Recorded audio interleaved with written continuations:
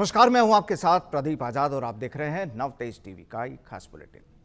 लोकसभा चुनाव, कौन खुश किसमें तनाव, सत्ता का खेल, कौन होगा पास और कौन फेल। टोंक से सचिन पायलट को टिकट की मांग तेज, कांग्रेस का जोर, निकाला जाए बीजेपी का तोड़। क्षेत्रफल की दृष्टि से सबसे बड़े सूबे राजस्थान में सियासत भी हाई लेवल की है। लोकसभा चुनाव 2024 के मद्देनजर राजनीति के धुरंधर अब अपनी जमीन तलाशने में लगे हैं और चुनावी मैदान में खूब पसीना बहा रहे हैं। बात अगर बीजेपी की करें तो पिछले 2 बार से वो राजस्थान में क्लीन स्वीप करती नजर आ रही है। वहीं कांग्रेस की स्थिति पर नजर डाली जाए तो अभी भी डामाडोल ही नजर आ रही है। लेकिन कांग्रेस पार्टी इस बार चुनाव में बीजेपी की रणनीति में ही उसे उलझा देना चाहती है। जी हां, कांग्रेस बीजेपी की पिच पर ही उसे पटकनी देना चाहती है और इसी कड़ी में high profile seat Tonk Sawai Madhopur से कांग्रेस के राष्ट्रीय महासचिव सचिन पायलट को मैदान में उतारने की मांग तेज हो गई है।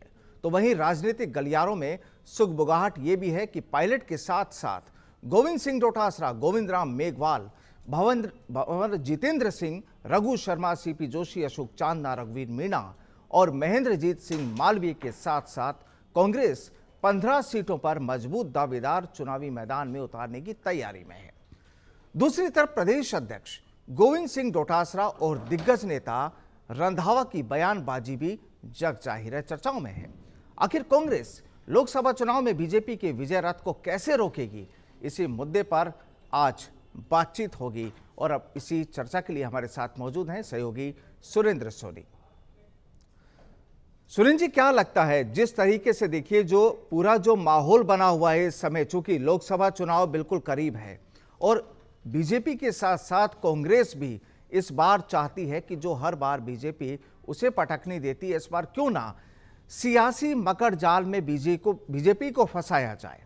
और शायद यही वजह है कि अब कांग्रेस ये प्लान करने में जुटी है कि राजस्थान की कम से कम 1.5 दर्जन सीटें ऐसी हो जहां पर उनको मुश्किलें ना हो और बीजेपी को चुनौती दी जा सके। क्या लगता है राजस्थान के हालातों पर अगर बात करें और खासकर सचिन पायलट पर बात करें तो?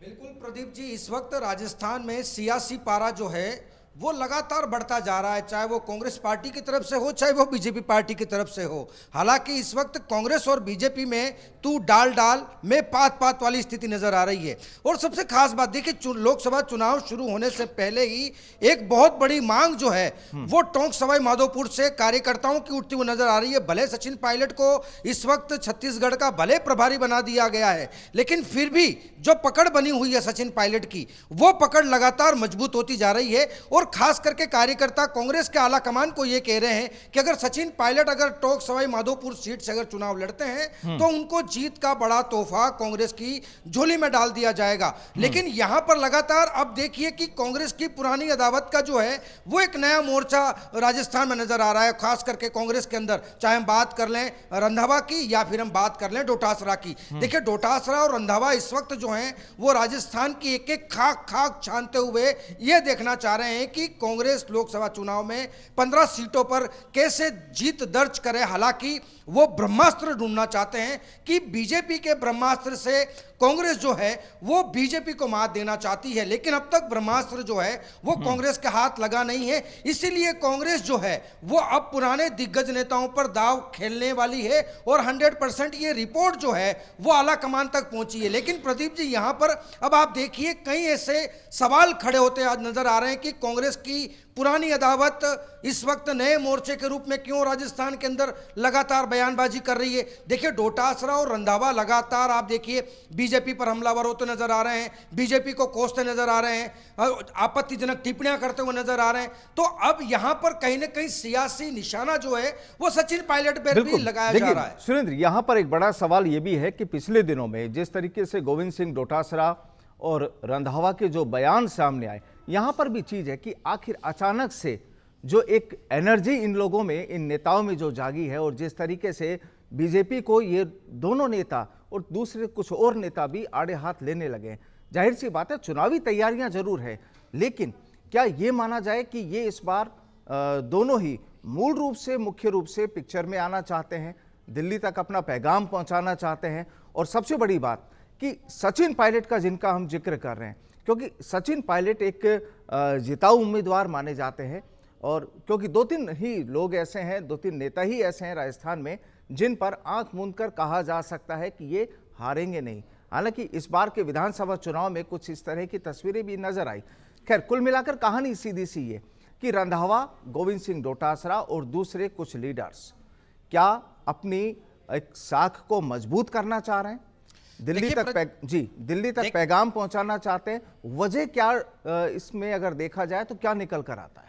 देखिए प्रदीप जी, आपने कहा है पैगाम वाली बात, तो देखिए लगातार रंधावा जो है वो 25 सीटों पर अपना स्टैंड नहीं ले पा रहे। हालांकि अब कांग्रेस जो विधानसभा में जो गलतियां कर चुकी हैं, वो गलतियां लोकसभा में कांग्रेस बिल्कुल भी दोहराना नहीं चाहती है। उसका सबसे बड़ा रीजन है क्योंकि हार का ठिकरा किसके सर फोड़ा जाए, पहली बात। दूसरी चीज ये कि 2 महीने हो चुके हैं, विधानसभा हार का ठिकरा अब तक ये कांग्रेस तय नहीं कर पाई है कि ये हार किसकी वजह से हुई है। तीसरी चीज ये है कि लगातार अब जो है वो रंधावा और डोटासरा के कंधों पर बड़ी जिम्मेदारी है, क्योंकि डोटासरा कांग्रेस के प्रभारी हैं और माफ कीजिएगा कि डोटासरा जो हैं वो पीसीसी चीफ हैं और रंधावा जो हैं वो कांग्रेस के राजस्थान प्रभारी हैं। हालांकि यहां पर लगातार आप देखिए विधानसभा चुनाव की कुछ तस्वीरें ऐसी थी जो लगातार रंधावा और डोटासरा आला कमान तक सही फीडबैक नहीं पहुंचा पा रहे थे। लेकिन यहां पर एक सबसे बड़ा सवाल यह है कि आखिर किसके इशारे पर या किसकी शह पर रंधावा और डोटासरा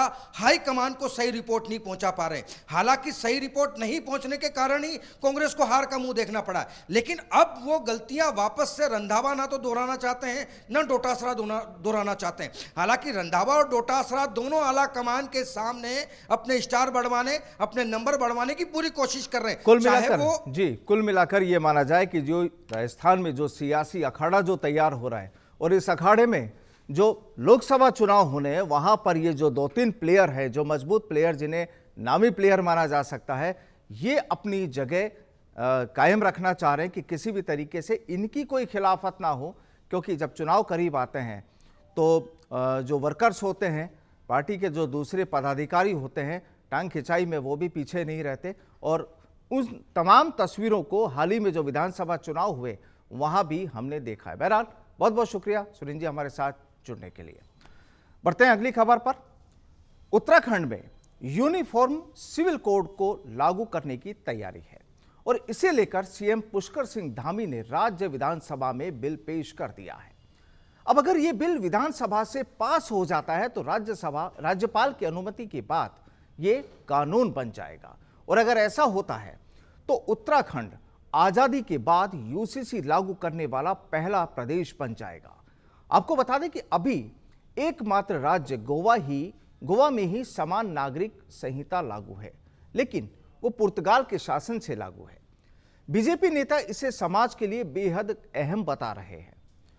हमारे सहयोगी उमंग माथुर ने बीजेपी प्रवक्ता अशोक शेखावत से आज इसी मुद्दे पर बातचीत की और जाने उनके विचार, वो आपको सुनाते हैं, फिर चर्चा को आगे बढ़ाएंगे।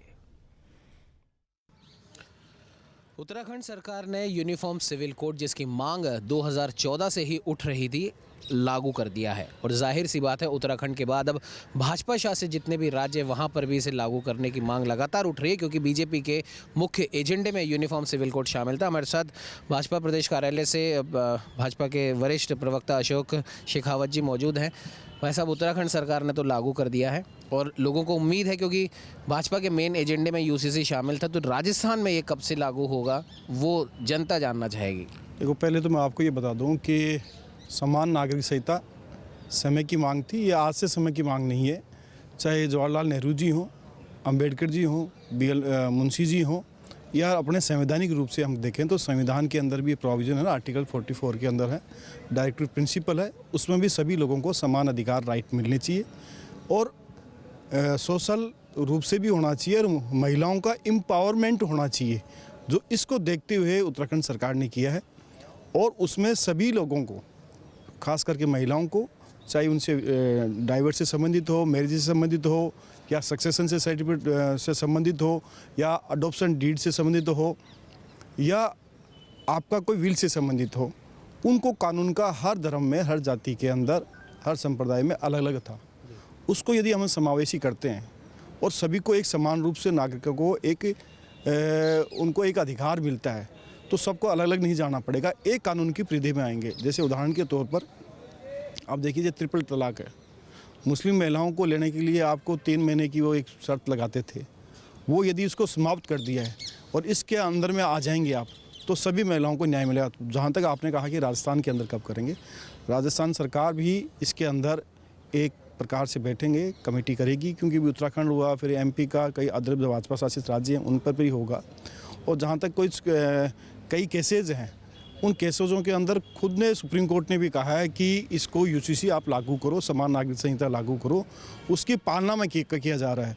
जहाँ तक मैं विपक्ष की बात करूँ या कांग्रेस की बात करूँ, तो कांग्रेस को मुझे लगता है इसको एक सराहनीय कदम मानना चाहिए सरकार का। और उसको कीजिएगा, बीच में आपको टोक रहा हूं, क्योंकि कहीं ना कहीं विपक्ष की जो आपने बात करी है, विपक्ष इस UCC को BJP का सिर्फ एक चुनावी एजेंडा बता रहा है। देखो कि विपक्ष का एक सकारात्मक राजनीति करनी चाहिए, उनको नेगेटिव राजनीति नहीं करनी चाहिए। यदि भारतीय जनता पार्टी और NDA मिलकर के आर्टिकल 370 को समाप्त करती है, तो उसको सांप्रदायिक और धर्म से जोड़ने का काम वो करते हैं। CAA के बारे में बात करती है, तो उसी के समय वो भी बात करते हैं। यदि राम मंदिर बनता है, तभी ये धार्मिकता की बात करते हैं और सांप्रदायिक सौहार्द की बिगाड़ने का वो काम करते हैं और भाजपा पर करते हैं। तो इस प्रकार के यदि क्रांतिकारी फैसले जनता के हित में लिए जाएंगे, तो मुझे लगता है कि कांग्रेस को साथ देना चाहिए, न कि उस पर कटाक्ष करना चाहिए। कांग्रेस तो हर चीज़ के अंदर कर रही है। उन्होंने देखा कि अब भारतीय जनता पार्टी की सरकार है, NDA की सरकार है, मोदी जी के नेतृत्व में 10 सालों में जो काम कर रहे हैं, उन कामों में अड़ंगा क्यों लगा रहे हो? यदि किसी विदेश में कोई रहने वाले हमारे पड़ोसी राज्य हैं, वो वहाँ पर अल्पसंख्यक है और उनके साथ यदि वहाँ पर अमान्य घटनाएँ होती है और वहाँ उनकी जनसंख्या कम हो रही है और भारत में यदि शरण स्थली पर आते हैं, तो उनका क्यों नहीं देना चाहिए, उनको नागरिकता क्यों नहीं देनी चाहिए? तो चलिए एक नजर डालते हैं, देखते हैं कि आखिर उत्तराखंड में ये जो UCC का जो मुद्दा हुआ है, जो बिल पेश हुआ है, आखिर इसके पीछे की कहानी क्या है और क्या नियम कायदे इसमें हो सकते हैं, जो लोगों को जानना बेहद जरूरी है। आपको बताते हैं ग्राफिक्स के जरिए कि किस तरीके से। सबसे पहले देखिए, समान नागरिक संहिता जो UCC है, इसके लागू होने के बाद यानी एक से ज्यादा विवाह पर पूरे तरीके से रोक लग जाएगी। आप एक से ज्यादा शादी नहीं कर सकते हैं। दूसरी अगर बात की जाए कि लड़कियों की जो शादी की कानूनी उम्र है वो 21 साल तय की जा सकती है, यानी अभी 18 साल है लेकिन उसे 21 साल तय किया जा सकता है। ये UCC में, इस कानून में है। इसके अलावा बात करें, लिव इन रिलेशनशिप में रहने वालों के लिए भी पुलिस रजिस्ट्रेशन जरूरी होगा, क्योंकि अभी हालात कुछ दूसरे हैं। लेकिन अगर ये कानून लागू हो गया, उसके बाद से अगर आप लिव इन रिलेशनशिप में रहते हैं तो पुलिस को जानकारी देनी होगी। और इसके अलावा ऐसे रिश्ते में रहने वाले लोगों को माता पिता को भी, यानी अपने पेरेंट्स को भी बताना होगा कि हम इस तरीके से रह रहे हैं। ये एक नियम बन जाएगा। इसके अलावा बात करें, जो मैरिज रजिस्ट्रेशन होता है, विवाह पंजीकरण अगर आपने नहीं कराया तो सरकारी जो सुविधाएं मिलती हैं उनसे भी आपको वंचित होना पड़ेगा, यानी सरकार की वो सुविधाएं आपको मुहैया नहीं होगी। बात करें, मुस्लिम महिलाओं को भी अगर बच्चे गोद लेने का अधिकार होगा और गोद लेने की जो प्रक्रिया होगी वो भी सरल हो जाएगी, यानी बहुत ज़्यादा कठिन वहाँ पर प्रक्रिया होगी, वो नहीं होगी। पति और पत्नी दोनों को तलाक की प्रक्रियाओं तक समान पहुंच प्राप्त होगी, यानी जो भी सुविधाएं मिलनी होंगी वो दोनों को समान रूप से मिलेंगी अगर डाइवर्सिटी का मामला होता है। इसके अलावा नौकरी पेशे बेटे की अगर मृत्यु हो जाती है तो बुजुर्ग माता पिता का पोषण उनकी पत्नी करेगी और उसे मुआवजा भी मिलेगा। लेकिन अगर पति की मृत्यु होने पर अगर पत्नी पुनर्विवाह करती है तो उसे अपनी तमाम चीजों को साझा करना पड़ेगा। और यहाँ पर अनाथ बच्चों के लिए संरक्षकता की प्रक्रिया को भी सरल बनाया जाएगा।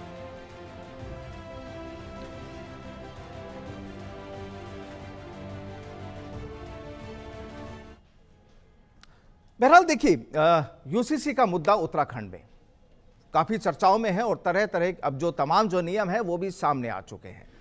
बीजेपी के जो लीडर्स हैं वो इसे एक अच्छी पहल बता रहे हैं, लेकिन विपक्ष जो होता है वो उसकी खिलाफत करने में जुटा है। आखिर सवाल सीधा सा ये कि उत्तराखंड के बाद अब ये गाड़ी राजस्थान में कब तक पहुंच रही है और राजस्थान में इसे लेकर, UCC को लेकर किस तरीके से क्या क्या तैयारियां हो रही है, आज इसी मुद्दे पर चर्चा होगी। चर्चा के लिए मेरे साथ मौजूद हैं सहयोगी उमंग माथुर।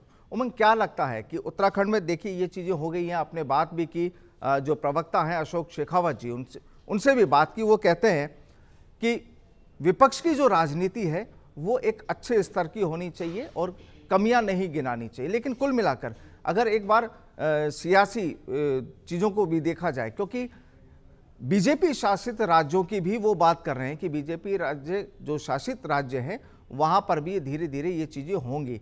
क्या लगता है राजस्थान में ये गाड़ी कब तक पहुँच सकती है? बिल्कुल Pradeep ji, uniform civil code जो कि उत्तराखंड में लागू हो चुका है और तमाम जो, जैसे आपने भी कहा कि बीजेपी शासित राज्यों में जो कि तमाम बीजेपी के लोग भी कह रहे हैं कि वहाँ पर भी जल्द ही लागू होगा। और राजस्थान की विशेष तौर पर अगर बात करें तो ड्राफ्टिंग एक कमेटी बनेगी, जो भी हमारी बीजेपी लीडर से, जो सरकार में है, प्रशासन में, उनसे हमारी बात हुई है। उन्होंने कहा एक ड्राफ्टिंग कमेटी बहुत जल्दी तय की जाएगी।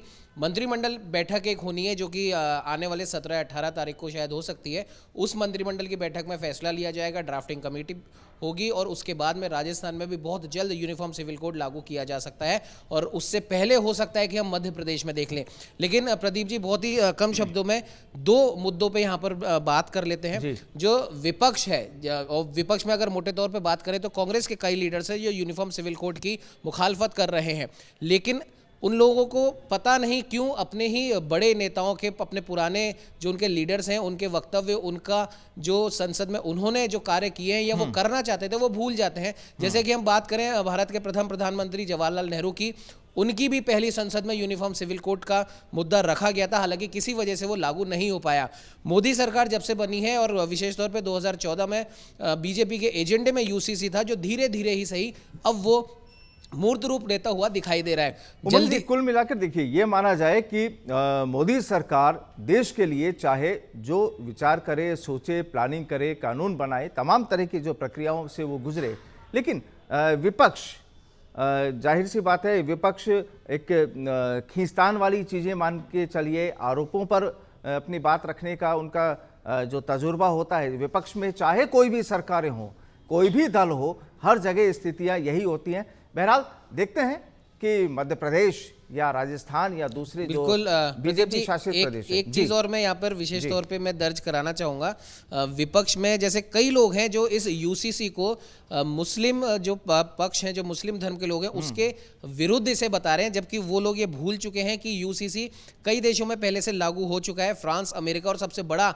नाम जो है वो तुर्की है, जो कि एक मुस्लिम कंट्री है। वहां पर यूसीसी साल 1926 में लागू हो चुका है, मतलब हमारी स्वतंत्रता से बहुत साल पहले वहां पर यूसीसी लागू है। फिर पता नहीं क्यों इस प्रकार का माहौल बनाया जा रहा है कि ये किसी एक खास कम्युनिटी के कुल मिलाकर राजनीति है और जब सियासत होती है तो तमाम तरह के आरोप प्रत्यारोपों का दौर भी चलता है। बहुत बहुत शुक्रिया हमारे साथ जुड़ने के लिए।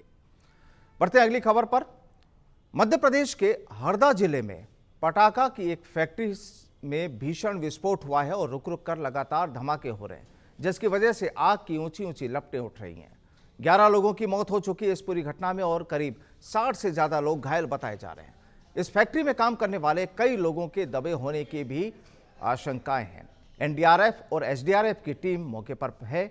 भोपाल एम्स बंद यूनिट को भी अलर्ट किया गया है। वहीं मध्य प्रदेश के मुख्यमंत्री मोहन यादव ने भी आपात बैठक बुलाई और वीडियो मैसेज जारी करके घायलों के प्रति दुख जाहिर किया और घायलों के जल्द स्वस्थ होने की कामना भी की।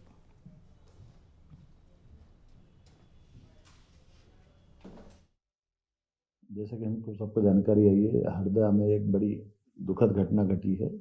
एक पटाखा फैक्ट्री में विस्फोट हुआ है। इस विस्फोट में अभी तक मेरी जानकारी में लाया गया है कि लगभग 6 लोगों की मृत्यु हुई है और 50 से ज़्यादा लोग इसमें घायल हुए हैं। इस घटना की जानकारी आते ही हमने तुरंत अपने प्रशासन को एक्टिव करते हुए जो हो सकता है वो सब करने के लिए लगभग 50 से ज़्यादा एम्बुलेंस हमने रवाना कर दी है। इसमें घायलों को तुरंत नज़दीक के हॉस्पिटल में इसकी सुविधा मिले, बर्न यूनिट चालू हो जाए, इसलिए इंदौर, भोपाल।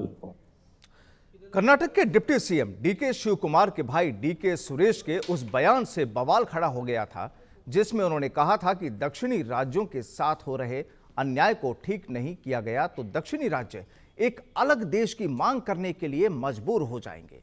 इसी मुद्दे पर हमारे सहयोगी उमंग माथुर ने बीजेपी प्रवक्ता अमित गोयल से खास बातचीत की। एक तरफ तो कांग्रेस के नेता राहुल गांधी न्याय यात्रा निकाल रहे हैं, देश को जोड़ने की बात कर रहे हैं, नफरत की जगह मोहब्बत की दुकान खोलने की वो बात कर रहे हैं। दूसरी तरफ कर्नाटक में कांग्रेस के ही नेता डीके सुरेश भारत को बांटने की बात कर रहे हैं। जी हाँ, डीके सुरेश ने एक बयान दिया है कि कर्नाटक को अलग देश बनाने चाहिए। हमारे साथ में बीजेपी से प्रवक्ता अमित गोयल जी मौजूद है। सर, क्या कहना चाहेंगे इस कांग्रेस के नेता डीके सुरेश की इस टिप्पणी पर? देखिए, कांग्रेस के खून से अंग्रेजियत गई नहीं है। फूट डालो, राज करो। और मैं तो ये कहूँगा कि बर्बाद गुलिस्ता करने को एक ही उल्लू काफ़ी था। हर शाख पे उल्लू बैठा है, अंजाम गुलिस्ता क्या होगा। तो कांग्रेस की तो हर शाख पे उल्लू बैठा है, लेकिन वैसे तो उनके एक ही उल्लू काफ़ी है। मेरा ये कहना है कि एक तरफ जहाँ कांग्रेस के युवराज भारत जोड़ो यात्रा के नाम पर देश को तोड़ने की बात करते हैं, बार बार हिंदुओं पर कहीं ना कहीं प्रहार करते हैं, छद्म हिंदुत्व की बात करते हैं और बहुत सारी ऐसी बातें करते हैं जिससे कहीं ना कहीं देश का माहौल ख़राब होता है। जब देश लोकसभा ने 6 फरवरी को सरकारी भर्ती परीक्षाओं में पेपर लीक, नकल पर रोक लगाने के लिए धोखाधड़ी विरोधी बिल पास कर दिया और इसके मुताबिक अधिकारियों के साथ मिलकर परीक्षा के पेपर लीक करने या उत्तर पुस्तिकाओं के साथ छेड़छाड़ करने वालों को 10 साल तक की जेल और 1 करोड़ का जुर्माना लगेगा। वहीं इस बिल का बीजेपी शासित राज्यों में स्वागत किया जा रहा है। राजस्थान बीजेपी प्रदेशाध्यक्ष सीपी जोशी ने इस कानून का स्वागत किया है। संशोधन संख्या के साथ अन्याय होता है और कहीं कहीं पेपर लीक होते हैं। और राजस्थान में तो पूर्ववर्ती सरकार में पेपर लीक करने में सत्ता में बैठे लोग कहीं न कहीं उनके संरक्षण में इशारा हुआ। तो ऐसे में राजस्थान की सरकार को भी धन्यवाद देता हूँ कि वहाँ SIT गठित की माननीय मुख्यमंत्री भजन लाल जी ने। और यहाँ दिल्ली में भी कानून पेपर लीक को लेकर एक कानून बन रहा है। निश्चित रूप से ऐसे लोग जो देश की युवा शक्ति के साथ अन्याय करते हैं, उनके भविष्य के साथ कुठाराघात करते हैं, मिली भगत करके कुछ चंद कागज के टुकड़ों के कारण लाखों युवाओं का भविष्य बर्बाद करने का काम करते हैं, ऐसे लोगों के खिलाफ एक ऐसा कानून आएगा जिससे निश्चित रूप से इस पर रोकथाम लगेगी। मैं इसके लिए माननीय प्रधानमंत्री जी का हृदय की गहराई से आभार मानता हूँ।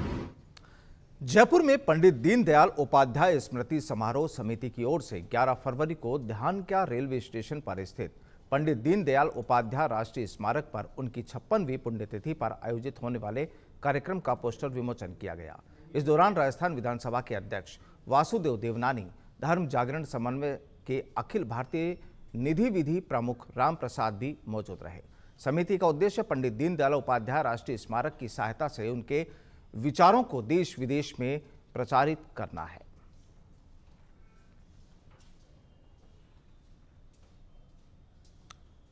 जयपुर में जवाहर कला केंद्र के प्रयास मधुरम के अंतर्गत आयोजित स्ट्रिंग म्यूजिकल इंस्ट्रूमेंट वर्कशॉप की शुरुआत हुई। इसमें 16 साल से ज्यादा आयु के 35 प्रतिभागियों ने आवेदन किया। 13 फरवरी तक चलने वाली वर्कशॉप में इच्छुक प्रतिभागियों के लिए आवेदन जारी रखे गए हैं। प्रतिदिन दोपहर 2 बजे से शाम 4:30 बजे तक प्रतिभागी सितार वादन से जुड़ी बारीकियां सीख सकेंगे। जवाहर कला केंद्र के फेस्टिवल को कोऑर्डिनेटर छवि जोशी ने बताया कि वर्तमान में सोशल मीडिया पर हर जानकारी मौजूद है, लेकिन भारत में एक समृद्ध गुरु शिष्य परंपरा है। व्यक्तित्व निर्माण से लेकर करियर निर्माण तक गुरु की भूमिका अहम होती है। बड़ी उपलब्धि और अवसर मिला है कि एक हम घरानेदार जो शिक्षा देते हैं सितार की, उसमें हमको आमंत्रित किया गया है जवाहर कला केंद्र के द्वारा। तो उनका बहुत आभार व्यक्त करते हैं। और ये एक ऐसा प्रसंग है, जैसे कई बार इतने सारे वाद्य एक साथ सितार पे वर्कशॉप करना, ये अपने आप में एक बड़ा कि जो वर्कशॉप है सर, ये हमारी तीसरी वर्कशॉप है। इससे पहले हम 2 वर्कशॉप ऑर्गेनाइज कर चुके हैं इस 6 महीने में। और पहली वर्कशॉप थी ध्रुपद गायन प्रशिक्षण कार्यशाला, और उसके बाद में मार्ग गायन प्रशिक्षण कार्यशाला। फिर ये जो तीसरी वर्कशॉप है सितार वादन की। मुझे इसका गर्व है कि जवाहर कला केंद्र और म्यूज़िक डिपार्टमेंट ये प्रेजेंट कर रहे हैं वर्कशॉप। इसकी बहुत सख्त ज़रूरत है क्योंकि ये हमारी यूथ म्यूज़िक है और सब म्यूज़िक वहीं से है। तो ये सब मेरे लिए बधाई के बात है। उत्तर पश्चिमी रेलवे की तरफ से 2 से 5 फरवरी तक गणपति नगर क्रिकेट ग्राउंड में सीनियर राष्ट्रीय कुश्ती चैंपियनशिप का आयोजन किया गया। फाइनल नतीजों में मेंस फ्री स्टाइल प्रतिस्पर्धा में हरियाणा, मेंस ग्रीको रोमन प्रतिस्पर्धा में रेलवे स्पोर्ट्स प्रमोशन बोर्ड और वुमेन फ्री स्टाइल प्रतिस्पर्धा में हरियाणा को विजेता घोषित किया गया है। प्रतियोगिता के अंतिम दिन श्री अमिताभ, महाप्रबंधक उत्तर पश्चिमी रेलवे, विभागाध्यक्ष मंडल रेल प्रबंधक जयपुर और अजमेर खिलाड़ियों का मनोबल बढ़ाने के लिए मौजूद रहे। उत्तर पश्चिम रेलवे की मेजबानी में दिनांक 2 से 5 फरवरी तक सीनियर राष्ट्रीय कुश्ती चैंपियनशिप का आयोजन गणपति नगर क्रिकेट ग्राउंड जयपुर में किया गया था। इसको रेलवे स्पोर्ट्स प्रमोशन बोर्ड और उत्तर पश्चिम रेलवे स्पोर्ट्स एसोसिएशन के द्वारा ज्वाइंटली ऑर्गेनाइज किया गया था और इस प्रतियोगिता में पूरे देश भर से लगभग 1000 प्रतिभागी और टेक्निकल जो असिस्टेंट्स हैं उन लोगों ने भाग लिया। प्रतियोगिता के आयोजन की काफ़ी सराहना की गई। इसमें पूरे हमने खिलाड़ियों के लिए काफ़ी सारा अच्छा इंतजाम कर रखा था। प्रतियोगिता जो थी वो 3 कैटेगरी में थी, men's free style, women free style और मेंस ग्रीको रोमन। इसमें मेंस फ्री स्टाइल और वुमेन फ्री स्टाइल में हरियाणा की टीम विजेता रही और मेन ग्रीको रोमन में रेलवे स्पोर्ट्स प्रमोशन बोर्ड की टीम विजेता रही। और आज के इस बुलेटिन में फिलहाल इतना ही। मुझे दीजिए इजाजत। नमस्कार।